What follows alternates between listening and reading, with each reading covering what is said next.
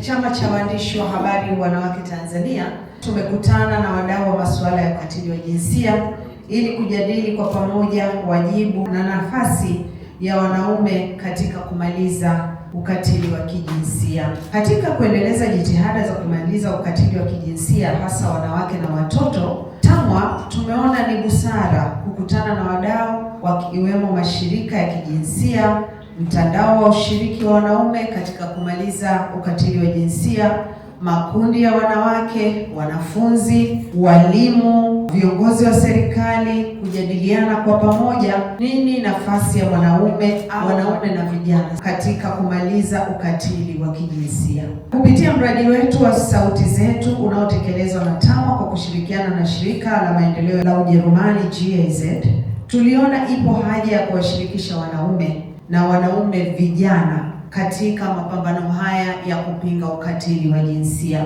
Kwani utafiti wa Benki Kuu ya Dunia mwaka 2019 ulibaini kuwa kote duniani 38% ya mauaji ya wanawake hufanywa na wapenzi wao wa karibu na 7% ya wanawake wamewahi kufanyiwa ukatili wa kingono na mtu ambaye si mwenza wao. Hiyo ilikuwa 2019.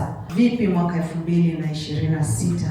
Maanake itakuwa ama imeongezeka ama imezidi, lakini kwa taarifa ni kwamba ukatili wa kijinsia umeendelea kuongezeka. Wakati takwimu za ukatili wa kijinsia kwa wanawake zikiwa wazi na zikifanyika, imebainika kuwa wanaume nao hufanyiwa ukatili hasa wa kihisia, na wengine pia wanapigwa na wengine pia wanauawa. Lakini ukubwa wa tatizo kwa kundi hili haujulikani wala hauripotiwi kwa sababu kundi hilo halishirikishwi ipasavyo. Hivyo basi, Chama cha Waandishi wa Habari Wanawake Tanzania TAMWA tunaona sasa ni wakati sahihi wa wanaume kuwa sehemu ya mikakati ya kumaliza ukatili, na wakati huo huo wapate elimu ya kina ili na wao wasinyamaze kimya pindi wanapopitia ukatili wa aina yoyote wa kimwili au wa kihisia. Wakati huo huo, wanaume wamebainika kuwa na mchango mkubwa katika kubadili mitazamo hasi dhidi ya wanawake na wanawake vijana, nikimaanisha wasichana. Utafiti wa Benki ya Dunia mwaka 2025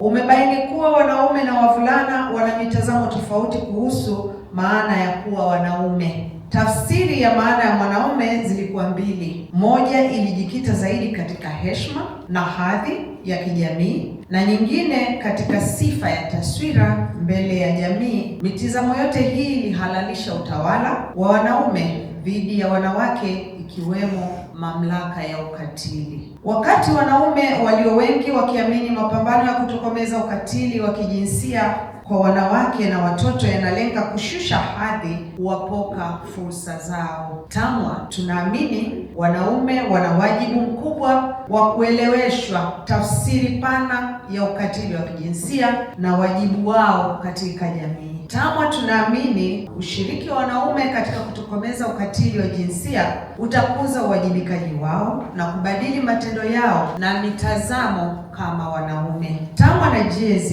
tunaamini kwamba ukatili wa kijinsia si suala la wanawake pekee, ni suala la haki za binadamu. Wanaume kwa kujua ama kuto kujua ni sehemu ya mfumo wa unyanyasaji unaochagiza unyanyasaji wa kijinsia.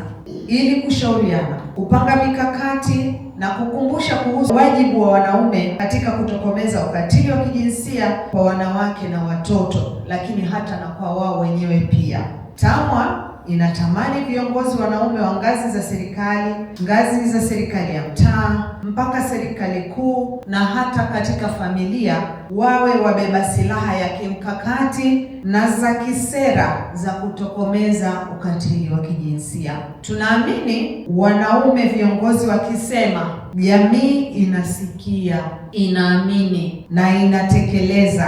Hivyo basi wana wajibu mkubwa katika kumaliza ukatili wa kijinsia na sauti zao ni muhimu. TAMWA tunaamini ya kwamba wanaume wakisimama na wanawake, mabadiliko hayakwepeki na hakuna kati yao ambaye anainuka kwa ajili ya kupoka madaraka ya mwingine.